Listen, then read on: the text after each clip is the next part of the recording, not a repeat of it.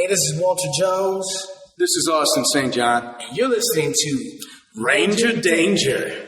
Go, go, Ranger Danger! Ooh. Go, go, Ranger Danger! Ooh. Go, go, Ranger Danger! Matt and Michael's Ranger Danger! Welcome once again to the Mighty Morphin Ranger Danger podcast. This is the show where we'll be there for you when the rain starts to pour. We'll be there for you like we've been there before. We'll be there for you because you're there for us too. First of all, yes, that's Friends. Oh. Second of all, we've already done that podcast. Yeah, we have done that podcast. Right, so this isn't... No one told you life was going to be this way, right? No. Yeah, maybe that's why I had this problem. No one told me that life would be this way. So, yeah, life actually isn't that way. This is the podcast where we watch episodes of the TV series Power Rangers and then talk about it, basically. Today we're going to be watching episode 115 of the TV series Mighty Morphin Power Rangers, A Friend in Need Part 3. Yep. Now, I'm here, Michael is here. Hey. Sarah is joining us once again for the conclusion. Hello, everyone. Welcome back. Thank you so much. Glad to be here. I should tell everyone, because I haven't done that in the past couple of episodes, that we actually have a website.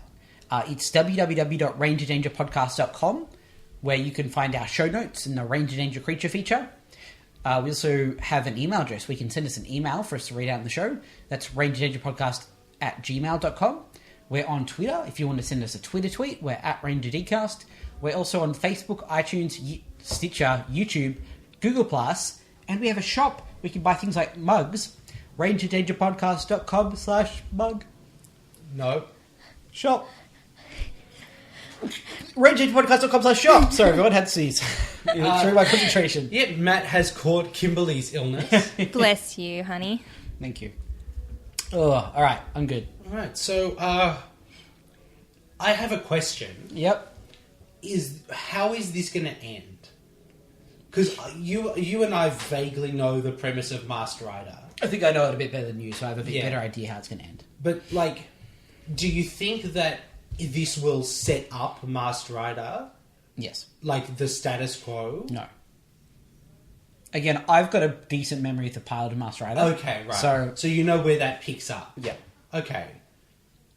So, yeah, asking me that is probably not beneficial. All right, so Okay, Sarah, I'll tell you how it's going to end. How is this going to end? So, basically, Masked Rider, the show is going to be set on this red planet, whatever it was called. Edenoi, yep. Edenoi.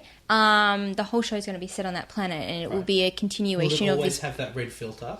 Unfortunately, yes. That's why it only lasts one season, because everyone gets really sick of the red. Yeah. Right at the end, they turn it green, but, you know, that's heaps in advance. Yeah, so basically the Power Rangers have to go home to help Kimberly. Mm-hmm. But that's sort of how they part ways. They realise that they need to look after their own planets and do their own thing. But they always have friends, you know, friend in need. They always have friend in each other to come and help and do the difference. So maybe there's crossovers later down the track. P.S. there aren't. But maybe there will be, and that's how it goes. Do you think we could now pause it for a moment and show Sarah the opening titles of Masked I Rider? think now is the only appropriate time to do that. So let's do that. We'll be back in a sec. So, Sarah, your predictions about the show didn't involve, like, a 90s sitcom around a mixed-race family. I was wrong. You weren't expecting this show to become Alf? Super Alf? I was so wrong. So he abandons his planet? Well, no, I think what happens, judging by that opening sequence, is the bad guys, Count Dragon, whatever, starts like coming towards Earth to try and take over Earth. And so they're like, right, he's going for Earth. You go be there when he gets there. Right. Cool. It was better. It's better than my idea. It is and it isn't. Matt, can we talk about Furbus? Yes. What the fuck is Furbus? Can we have one? Yes. If we could have a Furbus, I would have a Furbus.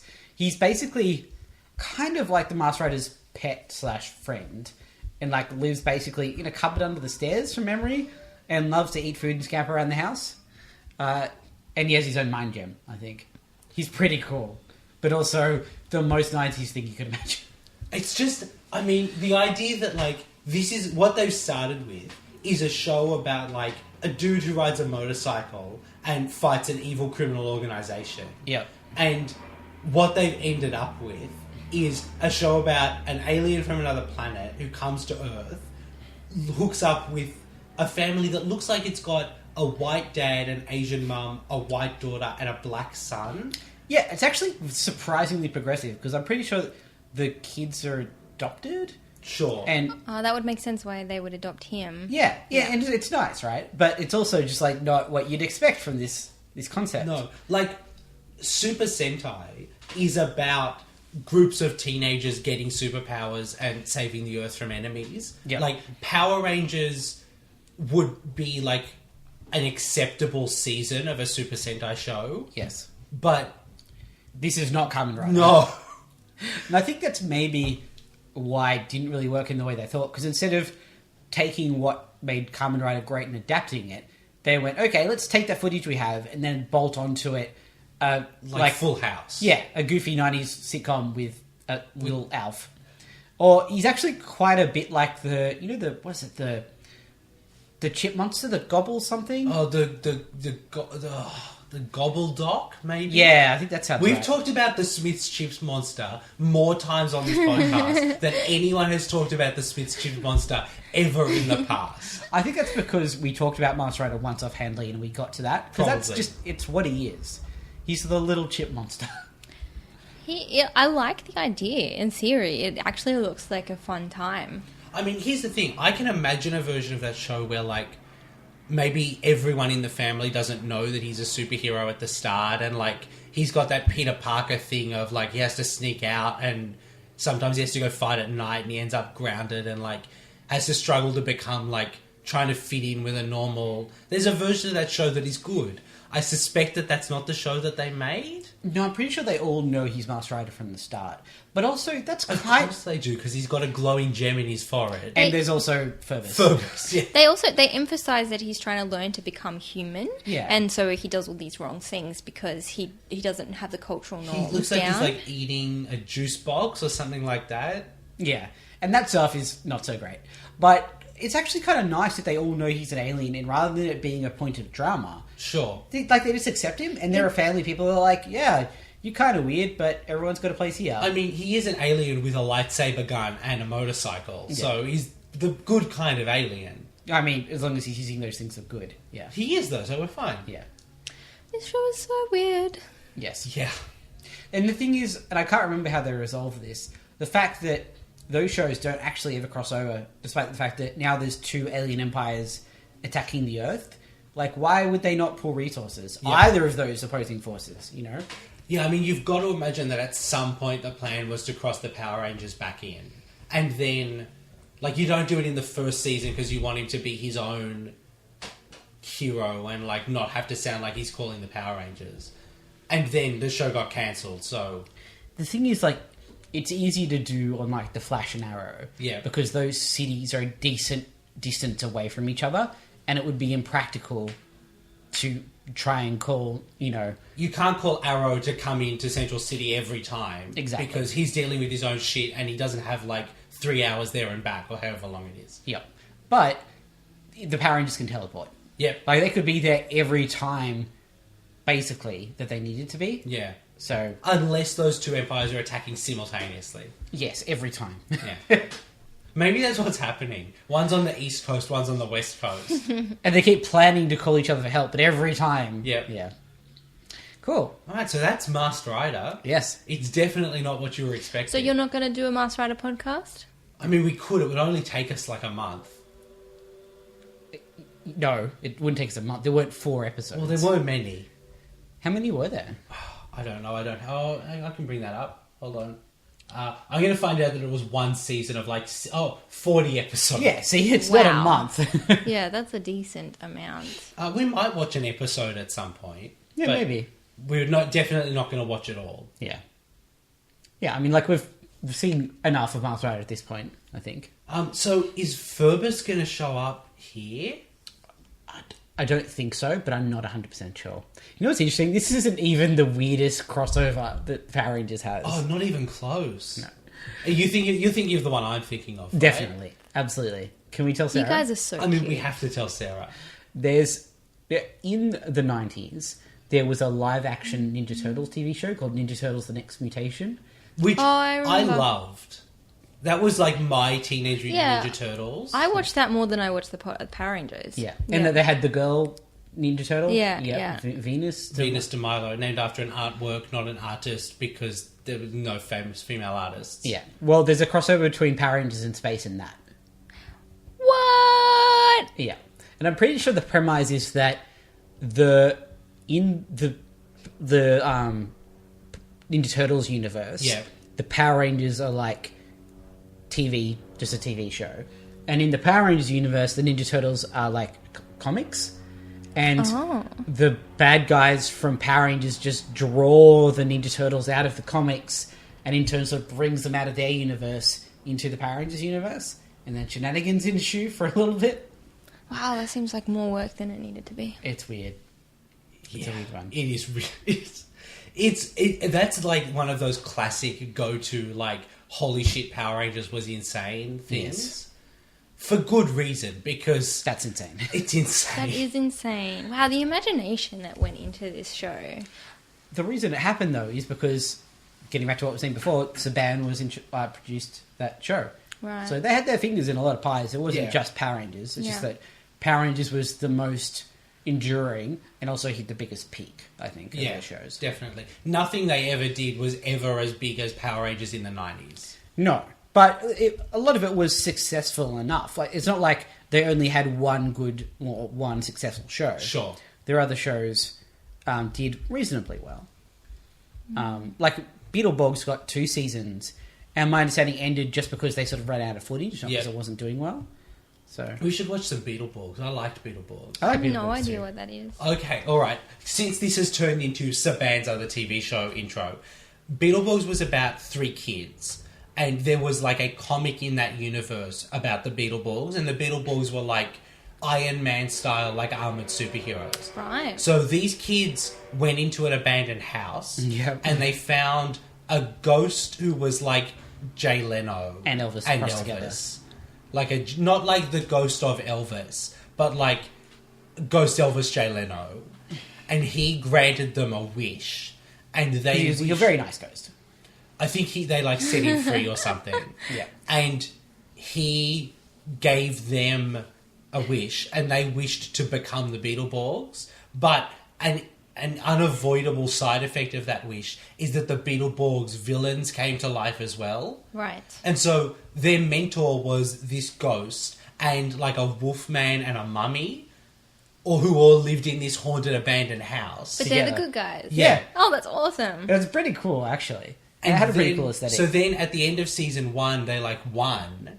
And then new villains came along and took away their powers. And then they somehow became Beetleborgs Metallics. Which was, I think, just an excuse to use like the footage from a different show. yeah. And that was I Beetleborgs. had no idea that this whole like sort of using footage from other shows was so popular. Yeah. Oh, yeah, I didn't realize it was such a go-to method for. For Saban in Is particular. it that sort of thing doesn't happen so much now? Is there any show running that Well, does that? Basically Rangers. just Power Rangers. But Power Rangers is still doing it. There was... Other than Power I don't Rangers? think so. Wasn't there another Masked Rider attempt at some point in the early 2000s? Or am I thinking of something else? I feel like they might have just dubbed some Kamen Rider. Or, yeah, something happened with that just didn't really work.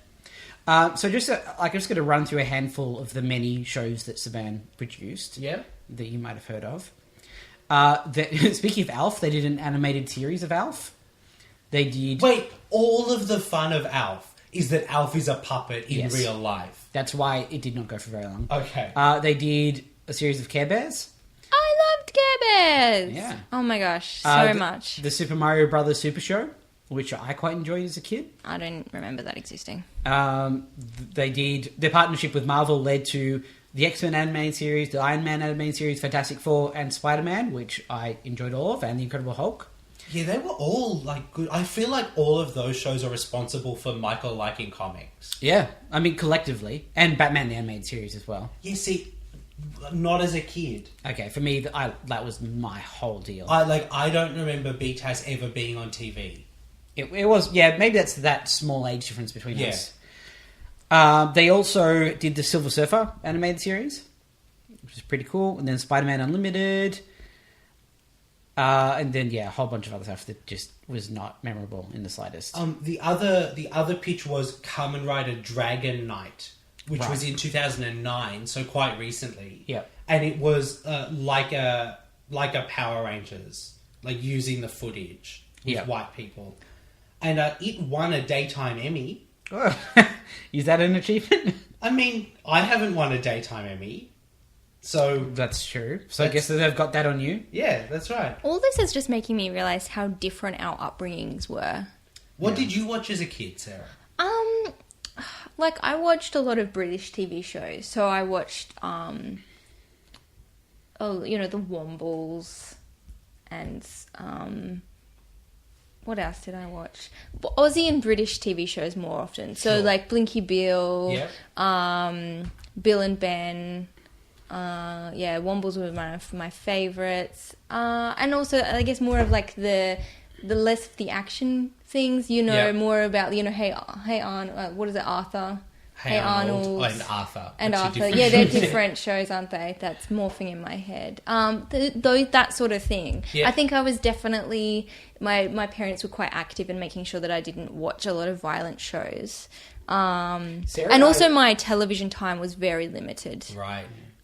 See, I don't think my parents were ever worried about me becoming violent. If anything, they're like, if he became a little more violent, that'd be great. Yeah, could he go outside and run around for a bit? That's great. Watch some more Power Rangers. Sarah and I recently rewatched an episode of Arthur. Yeah. It was actually I solid. like Arthur. Arthur's pretty good. Like, there was just some solid writing in that show. Yeah. And, like, some surprising nuance. Have you seen the episode with Neil Gaiman in it? No. What? But, yeah, I want to. Okay, I'll put a link to that in the show notes, and I might show Matt when we go Wow. take a break. Yeah. Let's go watch A Friend in Need Part 3. Yep, let's do it. We'll see you soon, guys. Alright, that was the conclusion of that whole saga of things. Although it kind of wasn't. Yeah. It didn't really conclude anything, did it? No, it's interesting how it set up in the first episode like this huge conflict on a distant planet, but none of that was really addressed at all. No. It got smaller and smaller in scale as the episodes went on, it felt like. Yep. The first episode is like, look at this huge galactic army conquering this planet. And the second episode was like, okay, but we've personalized that into this fight. And then the third one is like, this fight is only actually half of this fight, and all the monsters run away. Yes. Da da da da. Power Rangers. So, I guess from the top, Yeah. Kim's still fighting Repelator. Yep. And he starts sneezing. Yeah. He thought he was impervious to your silly human sicknesses, but turns out he's not. So he just basically sneezes and teleports away. Kim puts a call back to the command center and is like, I think I just beat a monster by giving him a cold. That's so dumb. Who would make that the key part of the story, H.G. Wells? So Zordon's like, yeah, fine, he'll come back. You know what to do. Just keep an eye out. Alpha, try to contact the Rangers. And Alpha's like, I can't get through to the Rangers. Zordon says, well, have you tried routing the signal through the galactic phase shifter to cut through the interference? And Alpha's like, Adoi. I knew we bought the galactic phase shifter for something. I just couldn't remember what. So he manages to get through to Tommy. Yep. And Tommy's like, yeah, I'm in the middle of a fight. Yeah. What's the deal? Right, okay. I guess we'll be back in a sec. Thing is, he doesn't even ask what's the deal. It takes Adam cutting into the conversation to be like, hey, maybe we should ask what's wrong. And Tommy's like, oh yeah, what is the problem?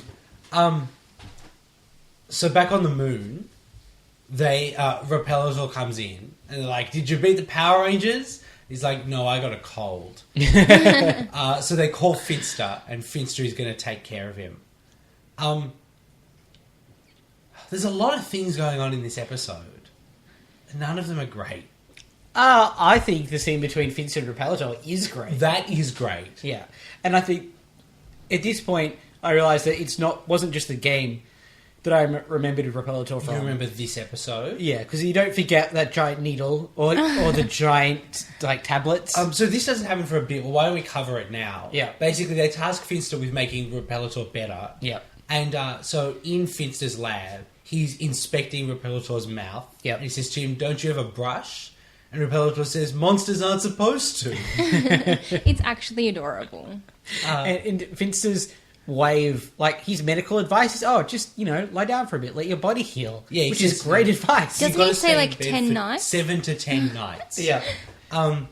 And Repelitor is like, "No, I can't. My boss is already mad at me. I have to go destroy the Power Rangers." Yeah, if I don't come to work, then I risk losing my job or my head. Is there some sort of drug I could take? Yeah. And Finster's like, "Yeah, sure. Here's a giant needle." Like, comically oversized needle. The size of your arm. And he says, "But no matter what, you won't get better if you don't stay in bed." He's like, "Yes, look, as soon as the job is done, then I can go to He bed." promises he'll go to bed after. It's so cute. It's adorable. He's afraid of the needle, though. Yeah. So Finster gives him 2 tablets from a jar labelled Finster's tummy tabs. Yeah. Which raises some questions about Finster. Yeah, it really does. I assume they're some sort of, like, ecstasy. They're like a pill. Yeah. It's just like, yeah, those are my tummy tabs. What do you want? Yeah, they're for my tummy. Yeah. It would make sense, actually, because he has a good time once he's taken those pills. He's a pretty chill guy. To work in that environment, being a high half the time would probably be very beneficial. So back in space on Edenoid, Yep. Tommy says something that made Sarah laugh so hard. Although I don't think it was what Tommy said so much as the other guy's reply. Is that fair to say?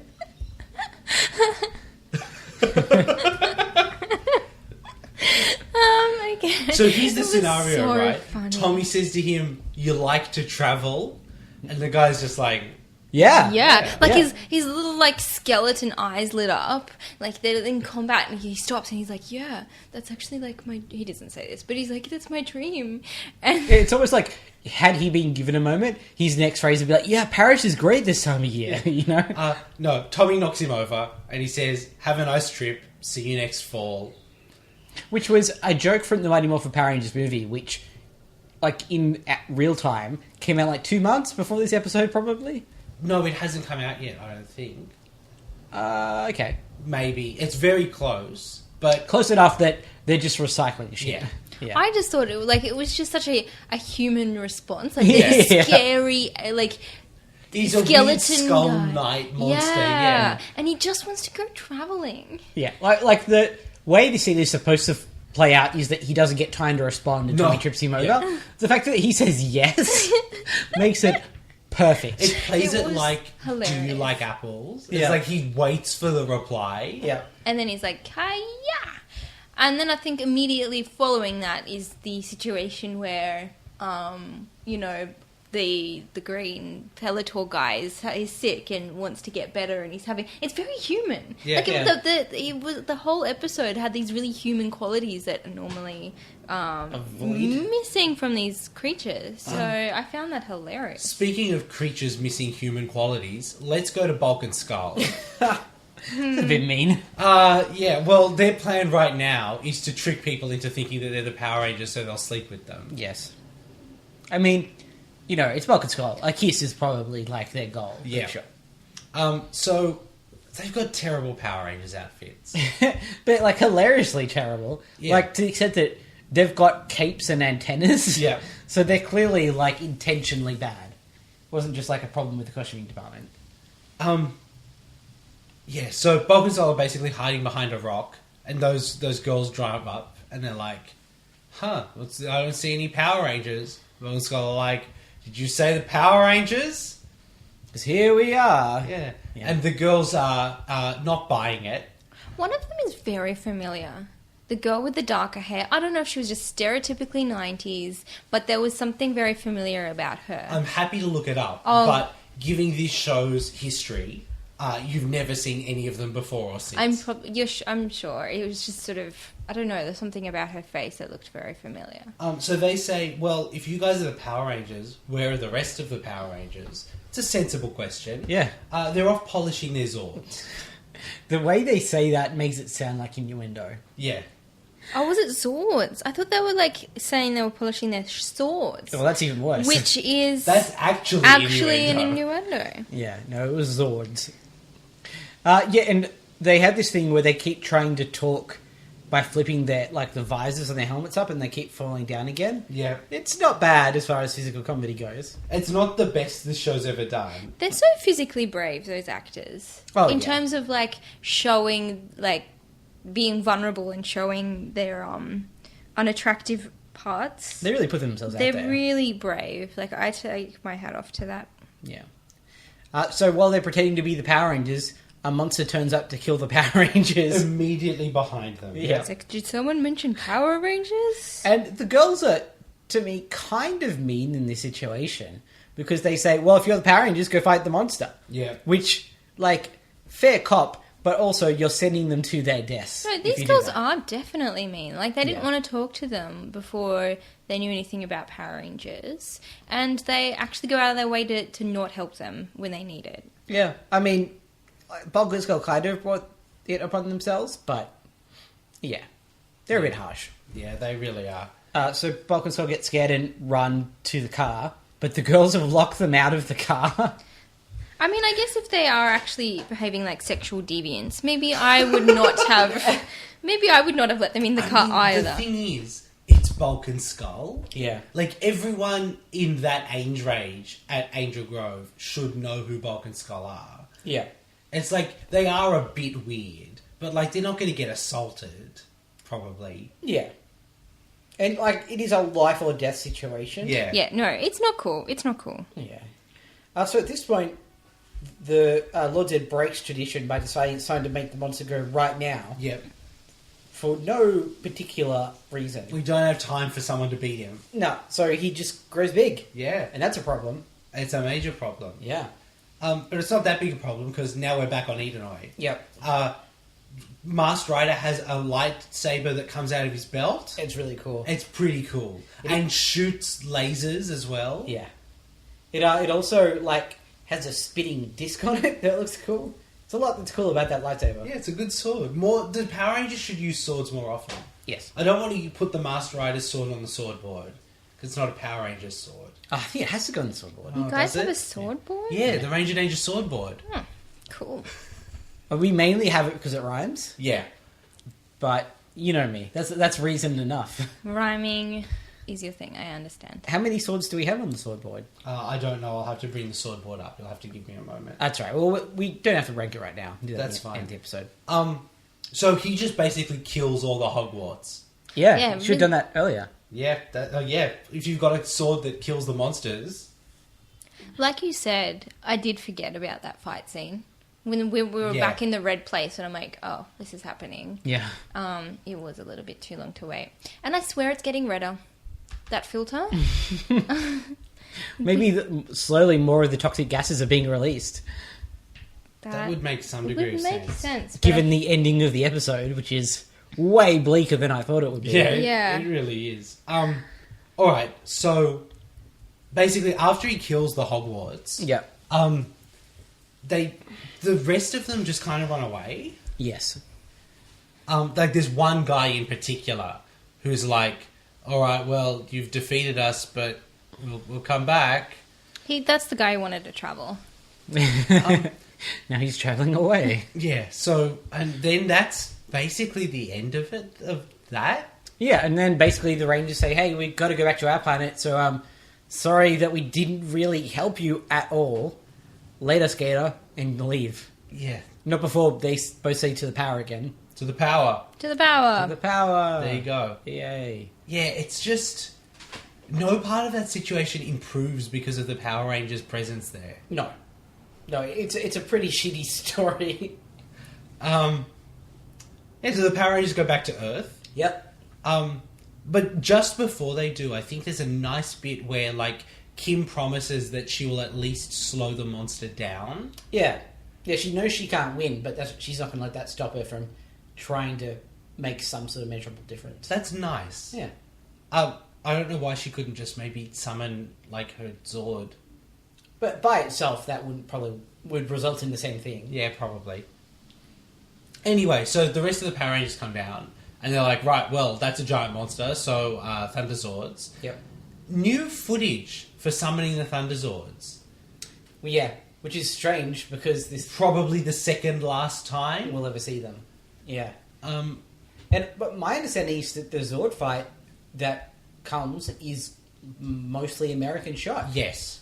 Which, like, you can tell because it's not a soundstage. Yeah. It's shot in the desert.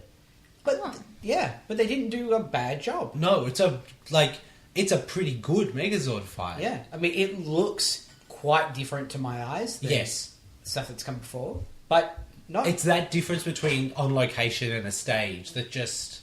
Yeah. The scale of everything feels a little different. But the actual fight is fine. Yeah. Have we seen the Tigerzord's sword before? Yes. Have we? Okay. Yes. Not a lot. It but- certainly hasn't come out a lot. Because I was thinking the only reason I know it has one is the Legacy Tigerzord has got a sword. Yeah, because it's the tiger's tail, I Yes. believe. Yeah. I think it's one of those things where you see it every now and then, but because it's not the thing that ever finishes the fight, you don't really remember it because it always just sounds like the chest fireballs. Yeah. So they've got the Megazord and the Thunderzord, the Tigerzord's warrior mode, sorry. Yep. There's they get their swords out and they do some sword fighting, and then they do the Power Ranger double punch, which is both of them punching it. Probably doesn't need a name, but that's fine. Yeah. And then he does his chest fireball attack. Do you think at the Power Rangers Christmas party they have the Power Ranger double punch? Is that got twice as much alcohol in it? Yeah. Yeah. And then they do the Thunder Saber. This is going to be a very short episode of this podcast. Well, the start was pretty long. Yeah, but nothing happens in this episode. No. It's basically the end of 3 different fights. Yes. They use their Thunder Saber. He blows up. Yep. That's it. It's just- Basically.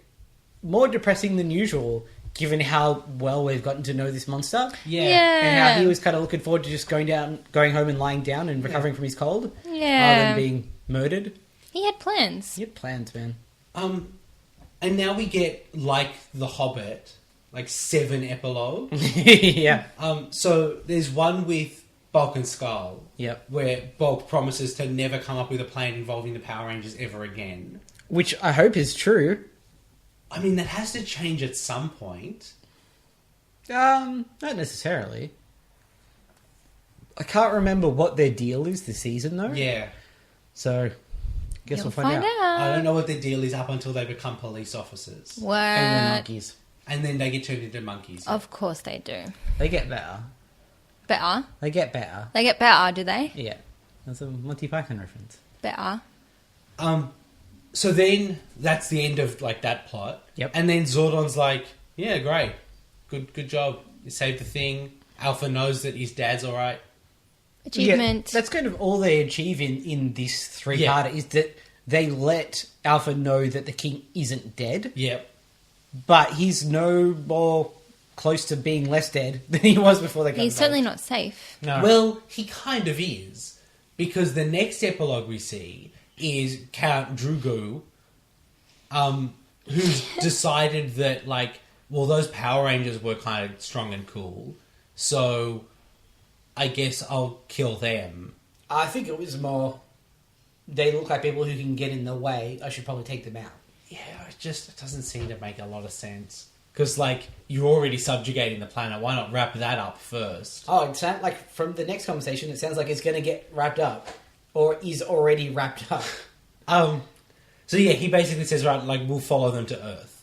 And we'll never see them on this show again. But obviously they're the bad guys of Masked Rider. Yeah. So, the old king in, a cave is like, hey, Dex. An old cave with Saturn just hanging there. Yeah, it's the Caves of Saturn. You don't know about the Caves of Saturn on Edenoi? Yeah, but it's not like there's Saturns. There's just a Saturn. Yeah. It's not the Caves of Saturns, Matt. Keep track. Come on. It's unacceptable at this point. Come on. I thought it was actually a pretty cool cave. Oh, yeah. That's just strange. The king basically says, right, Dex, we're fucked here. Yep. So, Earth, that's Isn't fucked yet. still alright, so why don't you go do that? And Dex is like, I love you, grandfather. And the king is like, yeah, that's fine, just go, okay? And then they hug, Yep. and he looks terribly sad. Yeah. And that's the end of the episode. End of the story. They like cut on his face, his sad face, and roll the credits over his sad, sad face. Yep. That's how that goes. Well, except for our credits moral this week, Oh yes. which is just the Bulk and Skull scene again. Yeah, see, I remember at this point that there's a period of time where they just showed bloopers in the credits. Yeah, see, I remember that from, like, Turbo. That Yeah. must either continue or start again. Yeah, but this is really a blooper. No, it's actually just the scene yeah, again. As it was. Yeah. Yeah. which is weird. Like, even a kid Yeah. remembers when that scene happened 10 minutes ago. But was that supposed to be a punchline? Because he was like, oh, they were off polishing their swords, or what is it, Zords? And was it just like, were they making the innuendo again? I don't It know. kind of felt like they were. It feels like those first two were something that they already had shot, and then they got up to the third one, and they were like, shit, we've got nothing, and the actors have already, like, finished for the month. What's the funniest thing we've recorded in the last 3 weeks? And they made the wrong decision because they didn't go with the travel guy. Oh my god, that was so funny. So can we talk more for a minute about the fact that Idnoi and all of its inhabitants are going to die now?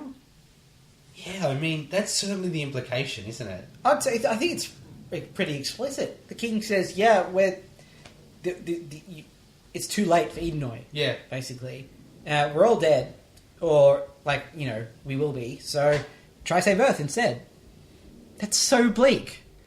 Yeah. That's mystifying. I guess it's to justify, like, why Masked Rider never goes back to Edenoi. I feel like you could just say, look, the Power Rangers distracted the Count from sort of destroying our planet. Yeah. We have responsibility to help them, because if it wasn't for us, they never would have been in this mess. Sure. Go save Earth. And you can't come back until you save the Earth and stop the Count. Sure. Right? Yeah. And you could do that without the death of a civilization. But I never said it was a great plan. It's mystifying to me that they made that choice. Yeah. You're supposed to never think about it again. Yeah. Well, yeah, because Because I would be very sad. it every was time never I going did. to come back. I mean, there's a whole show about it.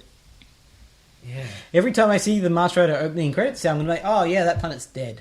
Or at least all the people on it are. No wonder that last shot of him hugging his grandfather looking so bitterly sad was poignant. Yeah. That was their funeral. That was all the show was going to give them to recognise what just happened. Yeah. Well, that's a bleak one to end on.